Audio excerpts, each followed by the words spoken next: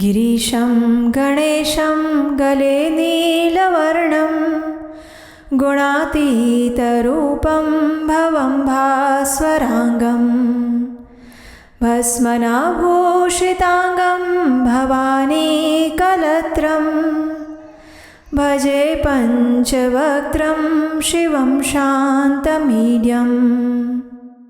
एक ही समुद्र तक पहुंचने के लिए नदियों के रास्ते अलग अलग कितने हो सकते हैं।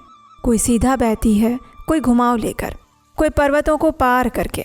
और भगवान शिव की महिमा भी हमें यही विशाल दृष्टि प्रदान करती हैं।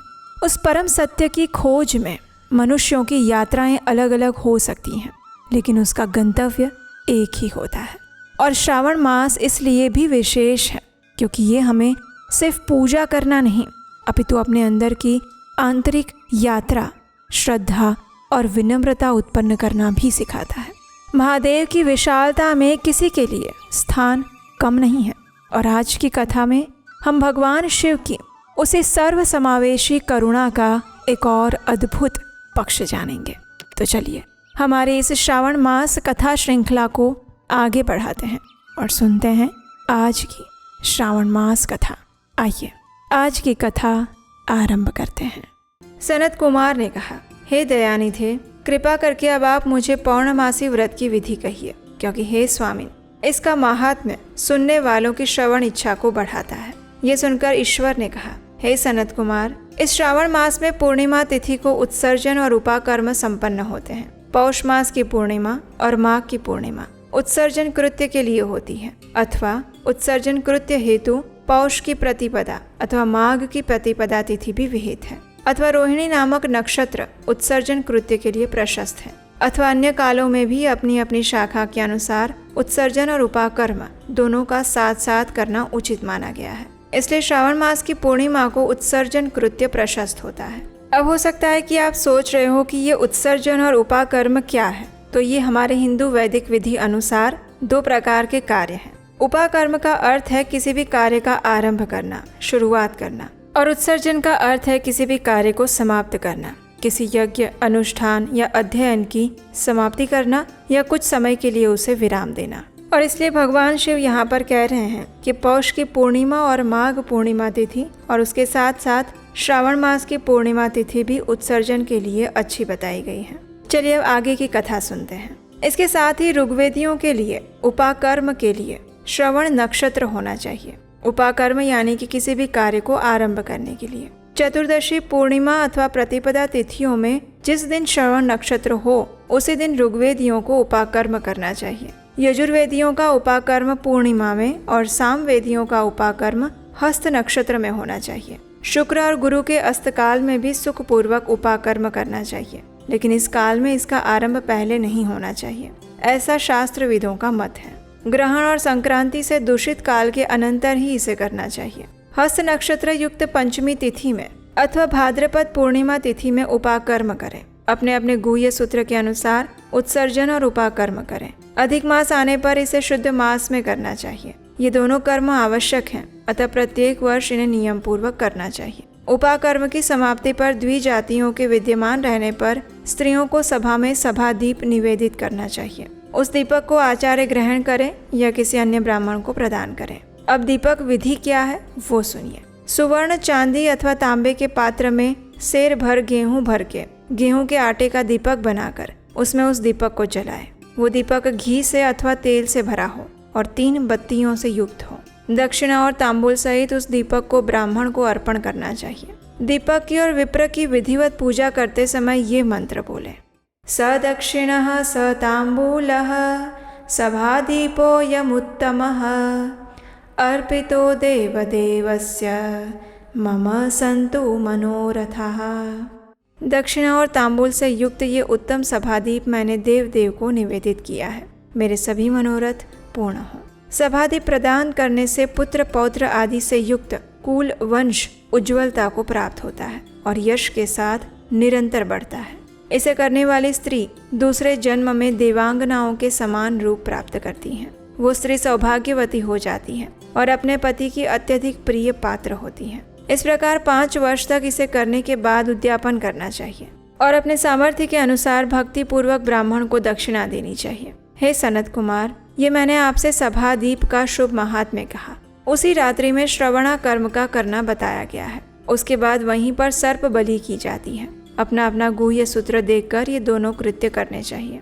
हयग्रीव का अवतार उसी तिथि में कहा गया है, इसलिए इस तिथि पर हयग्रीव जयंती का महोत्सव मनाना चाहिए। उनकी उपासना करने वालों के लिए ये उत्सव नित्य करना बताया गया है।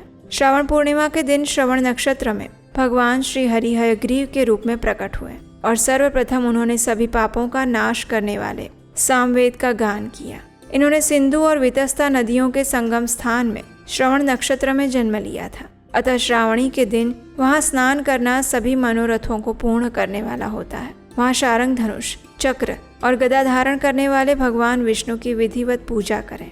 इसके बाद सामगान का श्रवण करें, ब्राह्मणों की हर प्रकार से पूजा करें, अपने बंधु बांधवों के साथ वहाँ क्रीड़ा करें और भोजन करें। स्त्रियों को चाहिए कि उत्तम पति प्राप्त करने के लिए जल क्रीड़ा करें। उस दिन अपने अपने देश में और घर में भी इस महोत्सव को मनाना चाहिए और भगवान हयग्रीव की पूजा करनी चाहिए तथा उनके मंत्र का जप करना चाहिए। उस मंत्र को सुनिए। आदि में प्रणव और उसके बाद नमः शब्द लगाकर बाद में भगवते धर्माय ये शब्द जोड़कर उसके भी बाद आत्मविशोधन शब्द की चतुर्थी विभक्ति आत्मविशोधनाय लगानी चाहिए। पुनः अंत में नमः शब्द प्रयुक्त करने से 18 अक्षरों वाला ओम नमो भगवते धर्माय आत्मविशोधनाय नमः ये मंत्र बनता है। ये मंत्र सभी सिद्धियां प्रदान करने वाला और 6 प्रयोगों को सिद्ध करने वाला है। इस मंत्र का पुरस्चरण 18 लाख अथवा 18,000 जप का है। कलयुग में इसका पुरस्चरण इससे भी 4 गुने जप से होना चाहिए। इस प्रकार करने पर हयग्रीव प्रसन्न होकर उत्तम वांछित फल प्रदान करते हैं। इसी पूर्णिमा के दिन रक्षाबंधन मनाया जाता है, जो सभी रोगों को दूर करने वाला और सभी अशुभों का नाश करने वाला है। हे मुनि श्रेष्ठ, इसी प्रसंग में एक प्राचीन इतिहास सुनिए और यही है रक्षाबंधन की कथा। तो आइए इस अवसर पर हम श्रावण मास के पूर्णिमा के दिन मनाए जाने वाले रक्षाबंधन पर्व की कथा सुनते हैं। पूर्व काल में 12 वर्षों तक देवासुर संग्राम होता रहा। तब इंद्र को थका हुआ देखकर देवी इंद्राणी ने उन सुरेंद्र से कहा, हे देव, आज चतुर्दशी का दिन है, प्रातः होने पर सब ठीक हो जाएगा। मैं रक्षाबंधन अनुष्ठान करूंगी, उससे आप अजेय हो जाएंगे। तब ऐसा कहकर इंद्राणी ने पूर्णमासी के दिन मंगल कार्य संपन्न करके इंद्र के दाहिने हाथ में आनंददायक रक्षा बांध दी। उसके बाद ब्राह्मणों के द्वारा स्वस्ति वचन किए गए और रक्षाबंधन से युक्त इंद्र ने दानव सेना पर आक्रमण किया और क्षण भर में ही उसे जीत लिया। इस प्रकार विजयी होकर इंद्र तीनों लोकों में पुनः प्रतापवान हो गए। हे मुनीश्वर, इस प्रकार मैंने आपसे रक्षाबंधन के इस प्रभाव का वर्णन किया। ये कथा विजय प्रदान कराने वाली, सुख देने वाली और पुत्र आरोग्य तथा धन प्रदान कराने वाली है। भगवान शिव की ये बात सुनकर सनत कुमार ने कहा, हे देवश्रेष्ठ, ये रक्षाबंधन किस विधि से, किस तिथि में और कब किया जाता है, कृपया करके ये बताइए। जैसे जैसे आप अद्भुत बातें बताते जा रहे हैं, वैसे वैसे अनेक अर्थों से युक्त कथाओं को सुनते हुए मेरी तृप्ति नहीं हो रही है। ये सुनकर भगवान शिव कहते हैं, बुद्धिमान मनुष्य को चाहिए कि श्रावण का महीना आने पर पूर्णिमा तिथि को सूर्योदय के समय श्रुति स्मृति के विधान से स्नान करें। इसके बाद संध्या जप आदि करके देवताओं, ऋषियों और पितरों का तर्पण करने के बाद में सुवर्णमय पात्र में बनाई गई सुवर्ण सूत्रों से बंधी हुई, मुक्ता आदि से विभूषित, विचित्र और स्वच्छ रेशमी तंतुओं से निर्मित, विविध ग्रंथियों से सुशोभित, पदगुच्छों से अलंकृत और सर्षप तथा अक्षतों से गर्भित एक अत्यंत मनोहर रक्षा यानी कि राखी बनाएं। उसके बाद कलश स्थापन करके उसके ऊपर पूर्ण पात्र रखें और पुनः उस पर रक्षा को स्थापित करें। तत्पश्चात रम्य आसन पर बैठकर सूर्यजनों के साथ वारांगनाओं के नृत्यगान आदि और क्रीड़ा मंगल कृत्य में संलग्न रहें। उसके बाद ये मंत्र पढ़कर पुरोहित रक्षा बंधन करें। येन बद्धो बलि राजा दानवेंद्रो महाबलः तेन त्वाम अनुबध्नामि रक्षे माचल माचल। जिस बंधन से महान बल से संपन्न दानवों के पति राजा बलि बांधे गए थे, उसी से मैं आपको बांधता हूँ। हे रक्षे, चलायमान मत हो, चलायमान मत हो। ब्राह्मणों, क्षत्रियों, वैश्यों, शूद्रों और अन्य मनुष्यों को चाहिए कि वे यत्न पूर्वक ब्राह्मणों की पूजा करके रक्षा बंधन करें। जो इस विधि से रक्षा बंधन करता है वो सभी दोषों से रहित होकर वर्ष पर्यंत सुखी रहता है। इस विधान को जानने वाला जो मनुष्य शुद्ध श्रावण मास में इस रक्षाबंधन अनुष्ठान को करता है, वो पुत्रों, पौत्रों और सूर्यजनों के साथ 1 वर्ष भर अत्यंत सुख से रहता है। उत्तम व्रत करने वालों को चाहिए कि भद्रा में रक्षाबंधन ना करें, क्योंकि भद्रा में बांधी गई रक्षा विपरीत फल देने वाली होती है। और इसके साथ ही स्कंद पुराण के अंतर्गत ईश्वर सनत कुमार संवाद में श्रावण मास महात्म्य में उपाकर्मोत्सर्जन, श्रवणाकर्म, सर्प बलि सभादीप, हयग्रीव जयंती, रक्षाबंधन विधि कथन नामक 21वां अध्याय पूर्ण हुआ। और इसके साथ ही समाप्त होती है हमारी आज की श्रावण मास महात्म्य कथा। अगर आप आने वाली रक्षाबंधन के विषय में और जानकारी सुनना चाहते हैं, किस नक्षत्र में, किस प्रकार और किस समय पे भाई को राखी बांधनी है, इस विषय में जानना चाहते हैं, तो आपके अपने चैनल उपदेश शास्त्रकम पर आप बार बार आ सकते हैं। और उससे पहले इस चैनल को सब्सक्राइब करके अवश्य रख सकते हैं, ताकि रक्षाबंधन की विशेष कथा और उसकी व्रत विधि भी आपको सरलता से मिल जाए। और हम आपसे मिलेंगे श्रावण मास कथा की अगली कड़ी के साथ। भगवान शिव की तरह हमेशा शांत, धीर और गंभीर रहना चाहते हैं, लेकिन मन बार बार परेशान करता रहता है। ओवर थिंकिंग से थक चुके हैं और इमोशंस तो इतना ज़्यादा ऊपर नीचे हो जाता है कि पूछो मत। मेडिटेशन डेली शुरू करते हैं, लेकिन कंसिस्टेंसी नहीं बन पाती है।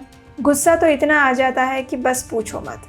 अगर इन सभी प्रॉब्लम से आप भी गुजर रहे हैं तो ये कोर्स आपके लिए है। हम आपके लिए लेकर आए हैं एक स्पेशली डिज़ाइन क्यूरेटेड कोर्स जिसका नाम है द शिवा कोड, जिसके अंदर हम भगवान शिव को तत्वतः जानने का प्रयास करेंगे।